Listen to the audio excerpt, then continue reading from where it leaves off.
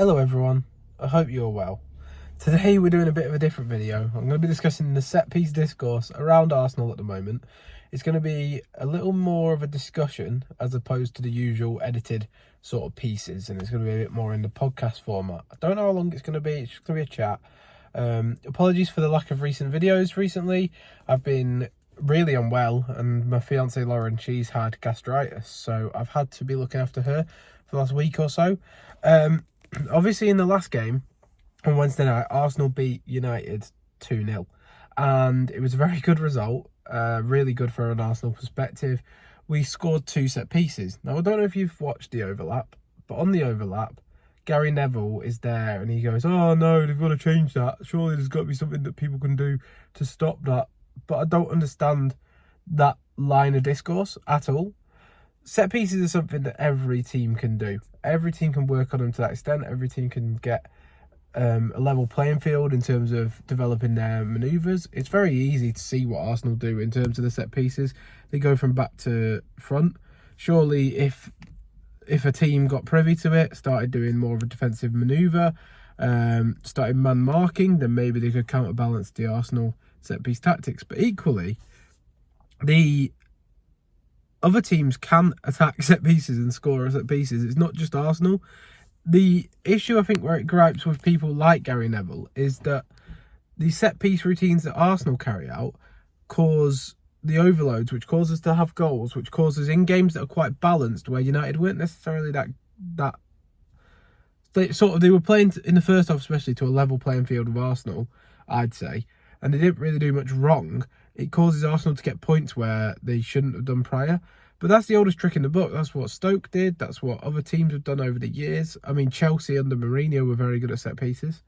So I just don't understand the discourse of Arsenal or Stoke, using it as an insult. It doesn't make sense to me at all. You look back to the proper teams in the world. Everyone wants to be great at everything. And it's just another sort of string to our bow. It means that we can get points where we weren't getting points prior from consistent set-piece delivery. And I feel that the easy discourse of Arsenal or Stoke is actually counterintuitive, but also undermining the brilliant deliveries that these players are putting in, the brilliant routines that Arsenal are carrying out. And yes, that's part of their identity, but it's not an insult.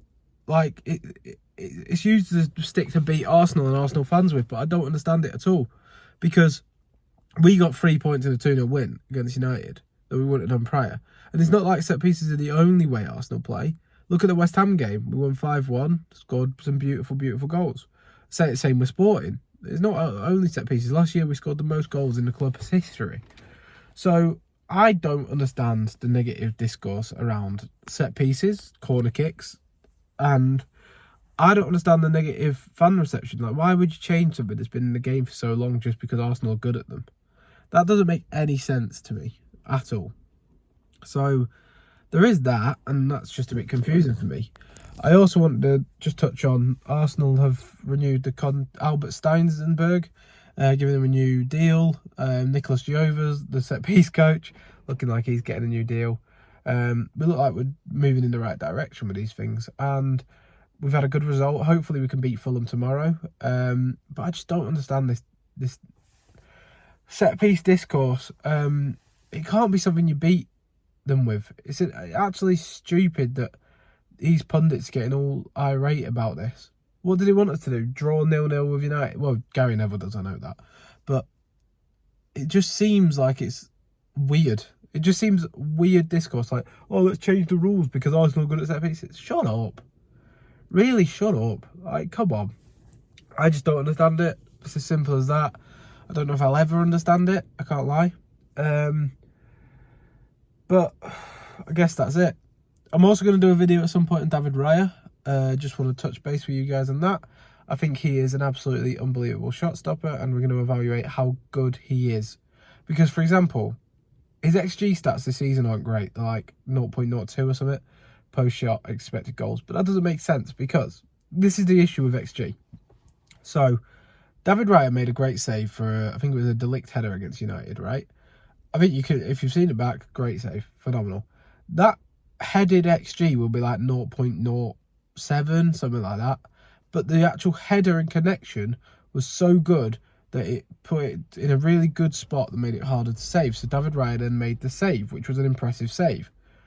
That doesn't mean that because it had a poor XG, that the save was any less or easier to save than, say, a shot with 0.3 XG. It wasn't. The XG issue is that, yes, it accommodates the place that the player's having the shot, but it doesn't accommodate for how good the player's shot was.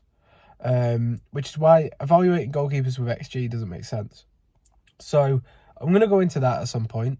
I did just want to touch base with yourself, because we haven't done a video in a while, about Arsenal's set pieces and the set piece delivery. I think it's phenomenal, and hopefully we can keep doing it. But the media discourse is trying to bin it off, and it's frustrating. But we'll wait and see. There will be a time where they'll change some rule and Arsenal will get it used against them. Very much like the Declan Rice one this season, when he got sent off for a slight tap of the ball away, which was bollocks. But yeah, we move. I hope you've enjoyed this little chat. Please be sure to like and subscribe onto the channel, and we'll see you next time. Goodbye.